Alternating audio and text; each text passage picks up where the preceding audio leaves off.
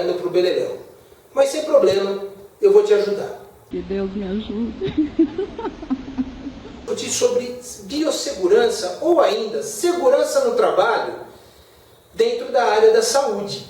Tá? A ideia de segurança é você trabalhar sem que o seu trabalho, seja o seu objeto de trabalho, ou seja, o ambiente de trabalho, te afete. Tá? Piore a sua saúde ou venha em curto prazo ou a longo prazo. A ideia de se trabalhar com segurança é justamente isso. Não deixar o ambiente ou a rotina do trabalho afetar aquilo que você faz. Dentro da área da saúde, isso torna-se uma coisa mais crítica do que em outras áreas. Por quê? Porque o profissional da área da saúde está sempre lidando com o quê? Doença. Então, a chance que ele tem de ser afetado pelo objeto de trabalho, ou seja, pelo paciente, seja pela amostra que ele estiver trabalhando, é muito grande. E então esse profissional tem que tomar um pouquinho mais de cuidado do que os outros profissionais normalmente tomam, para que não se contamine com aquilo que está trabalhando, ou ainda contamine o seu objeto de trabalho com os seus próprios problemas. Aí vem a questão, eu estou falando objeto de trabalho, mas peraí, a gente está falando da área da saúde. O que é o objeto de trabalho? Depende do ramo que você está falando. Tá? Então eu posso trabalhar com um paciente diretamente, não pode pensar, por exemplo, o fisioterapeuta, tá? Ele vai manipular o paciente que ele está tratando, vai ter um contato físico mais intenso com esse paciente. Ou ainda eu posso falar de um nutricionista, onde está manipulando o alimento, então já não é mais o paciente, é o alimento que ele está ali manipulando, que ele está cuidando dentro, por exemplo, de uma cozinha industrial ou dentro de uma cozinha hospitalar. Eu posso estar falando aí como objeto de trabalho, no caso do biomédico, a amostra de sangue, a amostra de fezes, ou ainda a radiografia, eu estou lidando com materiais radioativos, por exemplo. Então, todos esses materiais podem ser afetados, ou o paciente pode ser afetado, e ao mesmo tempo afetar o profissional que estiver trabalhando. Então a ideia de segurança no trabalho é não deixar que esse ambiente afete o trabalhador e não deixar que o trabalhador afete esse ambiente de uma maneira negativa. Diferente dos outros ramos de trabalho, a gente poderia citar na engenharia, ou pode citar aí dentro de um ambiente de escritório, por exemplo, que normalmente é o ambiente de trabalho que afeta você. Na área da saúde especificamente, a via de mão dupla. A via de mão dupla. Então, tem que se tomar muito cuidado nessa manipulação para que o profissional não se degrade de uma maneira acelerada ao longo do tempo. Porque vamos deixar claro uma coisa, tá? Todo trabalho é degradante. Tá? Se trabalho fosse divertido, você pagaria para fazer e não receberia.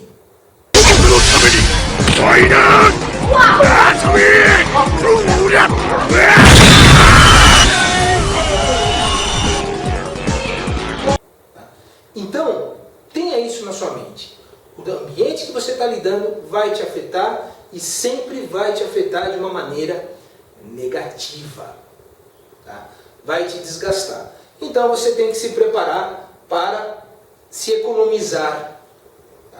Para que você cumpra todo o seu prazo de vida, tá certo? De vida profissional, e consiga chegar, por exemplo, a uma aposentadoria saudável, que possa aproveitar uma aposentadoria, né? Para que você não leve, não funcione como vetor, você vai pegar a doença do seu ambiente de trabalho e vai levar para sua casa.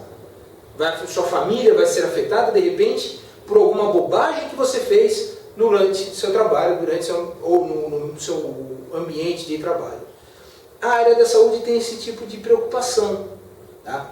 Um engenheiro ou um funcionário de escritório, por exemplo, que trabalha, quando termina seu trabalho, o trabalho ficou lá, eu não levo para casa. Eu posso me acidentar, eu posso cair do andaime, eu posso ter uma dor nas costas por ficar torto na mesa, ter uma lesão por esforço repetitivo, por lidar com o mouse, não tem problema. Isso daí ficou lá no ambiente de trabalho, me afetou e ficou por aqui. O profissional da área da saúde não tem essa chance. Então, se eu estou lá, por exemplo, num ambiente contaminado, tá? Estou lá lidando com pacientes que tenham doenças socialmente contagiosas e me contaminar com isso, eu vou levar essa contaminação para minha casa e aí a partir daí eu começo, por exemplo, a contaminar meus filhos, minha esposa, então meus vizinhos, e aí eu começo a propagar a doença que eu estou tratando ali, não pode.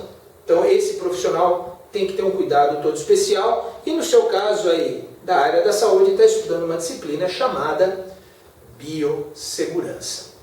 Dentro desse enfoque, eu vou tratar um pouco mais, primeiro porque é mais fácil, porque é uma coisa que está mais relacionada no nosso dia a dia, eu vou trabalhar especificamente com segurança alimentar. Todo mundo cozinha em casa, todo mundo tem uma cozinha em casa. Tá? Mas é justamente dentro dessa cozinha que a gente vai adquirir alguns traquejos, algumas análises que vão facilitar a compreensão do que são principalmente os perigos relacionados aos perigos a que a gente está exposto dentro do ambiente de trabalho. Tá? Diferente de outras áreas, a área da saúde costuma classificar os perigos em 4 categorias. Tá? Então a gente vai falar de perigos físicos, perigos químicos, perigos biológicos e perigos ergonômicos. Essa classificação, vamos deixar claro uma coisa, essa classificação é, acima de tudo, didática. Então, se você procurar na literatura, você vai encontrar algumas divergências em relação às definições do que são os perigos. Tem autores que vão pensar em físicos, químicos e biológicos, mais ou menos como você aprendeu lá no ensino médio. O que é da física, calor, movimento, força, é um perigo físico. O que está relacionado com produto químico é perigo químico, e o que está relacionado com bicho é biológico. Tem autor que trabalha desse jeito. Se você for olhar a legislação, por exemplo, ela vai tratar aí, não em 4 categorias, mas tem uma categoria a mais aí nessa história, que ela vai tratar aí como acidente. É legislação trabalhista, não é específico da área da saúde, mas é de todos os trabalhadores. Tá? Então a gente tem perigos físicos, químicos, biológicos, ergonômicos e acidente. Que fica esquisito falar. Porque afinal de contas, tudo é acidente, não é? Ninguém vai se espetar de propósito. Ninguém vai quebrar um dente de propósito. Então é meio estranho colocar dessa maneira, mas é por isso que eu quero citar. É didático. Vai encontrar alguma divergência entre autores. Eu vou focar primeiro nessa discussão, tentar descrever o que é perigo. Perigo é diferente de risco. Vamos tentar separar essas coisas. Para a gente, dentro do enfoque daquilo que a gente vai estudar, perigo é tudo aquilo que está no lugar errado. Não deveria estar lá e me ameaça.